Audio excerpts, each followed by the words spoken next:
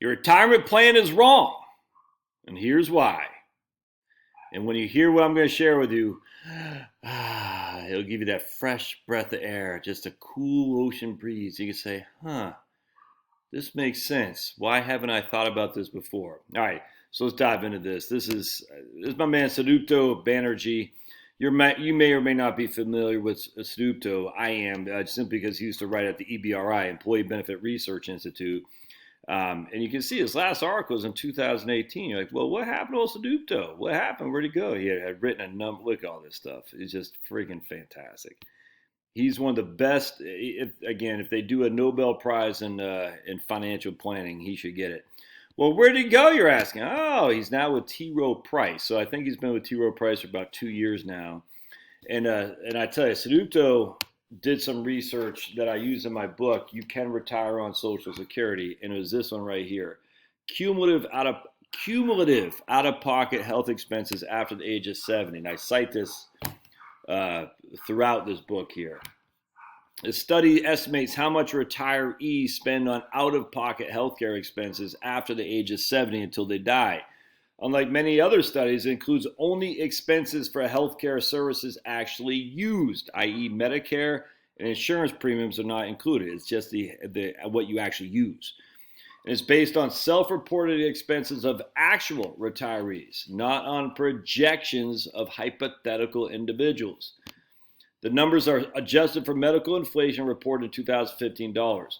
For the majority of surveyed people, out-of-pocket healthcare expenses are not as high as commonly believed.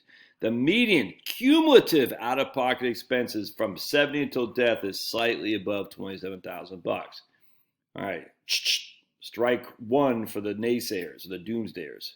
And here goes strike 2 and 3. So Sudipto had this March 2021, Decoding Retiree Spending. It'd be cool to get Sudipto on my channel one day to interview him. I'm just not sure T. Rowe would be keen on having him because of my extreme politics. I find your politics interesting. I'd like to sign up for your newsletter if you know where that comes from. Say it in the show notes. All right, so a better understanding of spending patterns may transform retirement income solutions. Sudipto says, income replacement strategies often assume inflation-adjusted spending. All right, so income replacement strategies often assume inflation-adjusted spending in retirement is flat. However, the data reveals that retiree spending declines annually by 2% a year and that it varies by wealth. All right, so inflation-adjusted spending in retirement is flat. So your expenditures go up with the rate of inflation, but Sudipto says that's actually not true. Your actual spending declines by 2% a year. Retirees typically choose to adjust their non-discretionary spending, often considered fixed spending, to match their guaranteed income, challenging the notion that these expenses are truly fixed. Retiree spending behavior reveals a preference for asset preservation. Oh, this is so huge. Aligning products and services that account for this will hasten adoption of retirement income solutions. Now look, Sudipto works for an investment firm. I get it. I don't even know if T. Rowe Price offers annuities, to be perfectly honest. I don't know. But the issue is that we're saying, and I completely agree, is that you spend up to your guaranteed income, and then when you have not as much guaranteed income, you find yourself, I think I can make do with the car I'm driving because I don't want to destroy my portfolio by pulling money out. It's just, there's something emotionally that says, I don't want to touch the principal. I just want to take the income. So when you're, hold on a sec. Top dogs, I'm doing these videos.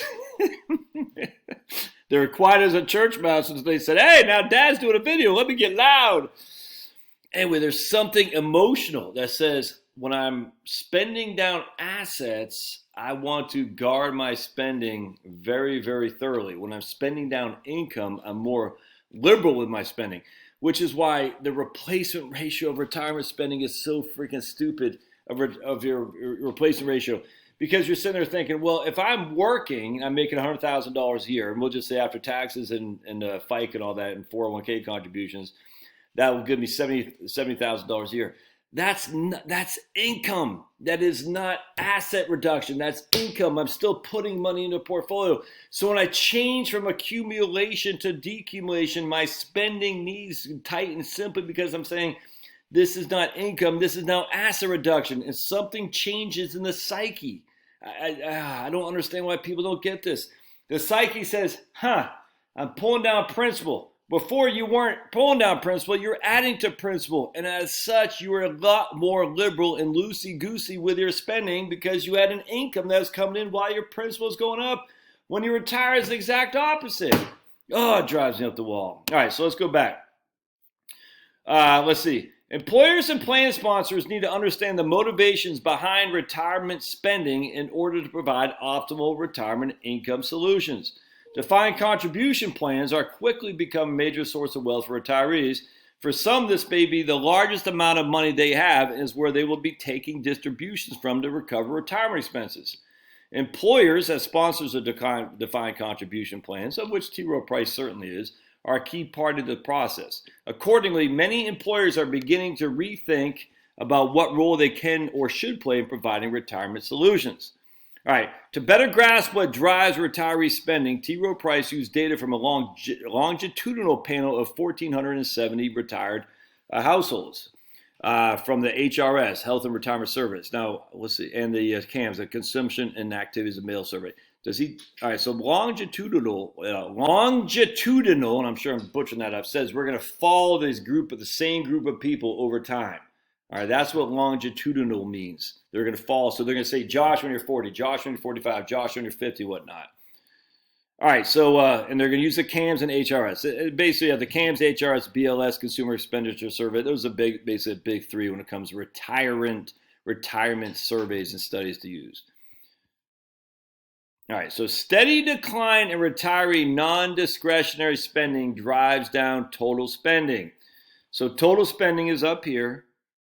Discretionary spending is right here, and non-discretionary spending is this blue. All right, so you can see at 65, that's your total spending.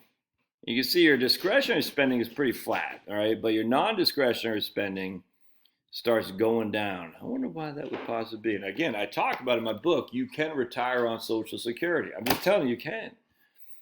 All right, non-discretionary spending, mortgage, rent, utilities, homeowners, and renters insurance, property taxes, home repairs and maintenance, housekeeping supplies, auto payments, blah, blah, blah. All right, that's non-discretionary expenses. Food and beverages excluding dining out. And why would non-discretionary expenditures go down? What could possibly be the case for that? Discretionary spending, trips and vacations, household furnishings and equipment, charitable and political contributions, cash and gifts. All right, so you can see discretionary spending is minor of the overall spending, but that drops a little bit. It's a non-discretionary spending that drops a lot. Why would that be? Spending changes with age. Conventional thinking believes that non-discretionary spending, basics like housing, food, and utilities, is fixed and adjusted for inflation, does not change with age. However, if we look closer, most of us have some choice of how much we spend on these items. For example, one might move from New Jersey to Arizona to lower the housing costs or buy groceries at Aldi as opposed to Publix, less expensive stores, or freaking load up a Costco like what I do. While housing and food remain indispensable spending, there are ways to shop more economically. I cannot agree with that more. And yet somehow people think, I'm spending, like we buy Publix. It's more expensive by far, but we buy there, not a lot, but I'd say a third of our grocery bill, maybe even a fourth or a half goes to Publix because it's convenient. It's right up there. It's always cleaner, you know what I'm saying? And the customer service is better, by and large. When I'm on a fixed income, I will go to Aldi. But actually, I load up at a Costco. I got a ice box back there. I load up like crazy. I buy half a cow, load up. The overall data shows that the decline in overall retiree spending is primarily driven by a decrease in non-discretionary spending. Looking at how median annual household spending changes between 65 and 90, we found inflation adjustment, or real spending, declines at an annual rate of 2% a year. Again, why would that possibly be, Josh? All right. Reduced spending in high net worth households is driven by reduced non-discretionary spending. Low net worth household spending is flat and consists mostly of non-discretionary spending. All right, so household spending, if you're low net worth, basically you're on a fixed budget essentially, so you're going to spend up to the extent of your Social Security. That's essentially what they're saying. If you're a higher net worth, though, And we'll see what they define as high net worth. Median household spending declines 2.7% annually for the top 20% of net worth. So if you're in the top 20% of net worth, that means half of you spend more. Your spending drops more than 2.7% a year. Isn't that crazy? And look at that, non-discretionary spending, your mortgages and stuff. And here's probably a little bit of health insurance stuff, healthcare stuff. But here, look at that, 60,000 to, I don't know what that is. And then your discretionary spending goes up a little bit here. But oh my goodness, I can't retire at 4%. I need $20,000 million healthcare. Wear a mask. Now, if you're low income, your spending still declines, but it declines by only 0.3% annually. But still, it's a decline. It's not a flat increasing. It's still a decline. That is inflation adjusted. It still declines. Spending is personal, and it varies by net worth. While spending goes down for most retirees as they age, the extent of this declines varies widely. Spending is primarily a function of one's wherewithal, and so we looked at how spending varies across by net worth. Okay, so we examined the annual spending trends for households in the top 20% and bottom 20%. Those households had a net worth of more than $667,000. That's in the top 20%, a net worth of $667,000, which I guarantee is the bulk of the folks who look at this channel right now. Or those with less than 37,000 respectively. So you got the top 20 has over 667,000 of net worth. That's net worth is everything, by the way, your home and your assets. Spending for the top 20% drops rapidly after 65, remains mostly flat between 70 and 80, and then declines again rapidly. So here's your spending if you're in the top 20% net worth. It drops dramatically, stays flat, drops again, and flattens off. Isn't that interesting? So it goes joink, flat, poink. Pretty cool. Median spending drops at a much faster rate for those in the top 20%. The annual decline in real household spending is 2.7%. I still think that's nuts. Retirees adapt spending to their income. Hallelujah, hallelujah, hallelujah. That's exactly right. Retirees adjust spending to what their income is. I cannot stress this enough. So that's another reason why annuities actually can play a role, like income annuities for sure, because it says, look, I want to spend more, but I'm only going to spend in terms of the assurance I have that income as opposed to tap in principle. That's huge. So here we go. At age 65, the ratio of non-discretionary spending to guaranteed income quickly approaches 1. So basically, there's something in this lump of coal of ours that says I'm just going to spend what my guaranteed income is. It's easy. High net worth retirees can more easily align non-discretionary spending to guaranteed income. And guaranteed income, fixed pensions, income from annuities, and Social Security. Asset preservation drives retirement spending. I cannot stress this enough. And it's just asset preservation drives it. Just means I do not want to tap into principal. It's just that simple. After a short adjustment period, we see that retirees set their non-discretionary spending to match their guaranteed income rather than choose the guaranteed income to match their non-discretionary spending. And that's, I'm telling you, man, that is where the ball is. It says, I have this level of income, I'm going to match my spending either up or down to that level of guaranteed income. It's not, I have this level of spending I want, I'm going to match my income to that. It's I'm going to match my spending to my income, not my income to my spending. That is so critical. The most likely reason behind such behavior is wanting to preserve existing assets, the fear of running out. Most retirement spending models and retirement income assume that retirees are okay with spending down their assets.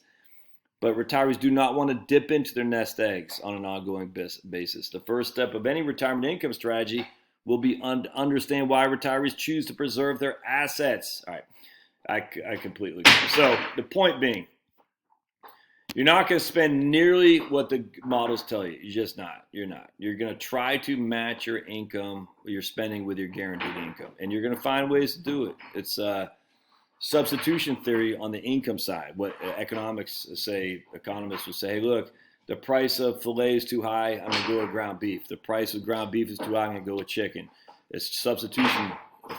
Sorry about that noise. I got one of my pups is playing with a bone right under my feet for some reason when he's got his whole space over there, but he wants to let you guys know he's still here. And so that's just it's something psychological, my friends. It's nuts. You got to think about it like that. Monte Carlo doesn't look at psychological effects of your ability to spend differently. It just doesn't. It doesn't look at your ability to tighten your belt. It doesn't. It's psychological. You're going to spend what your income is, which is why replacement ratios are stupid. Last thing, let me pause real quick. Anytime I talk about how your spending declines in retirement, I always got to throw the votes in for the Nobel Prize in financial planning to my man Ty Bernicki over in Milwaukee, Wisconsin. I think he's still there.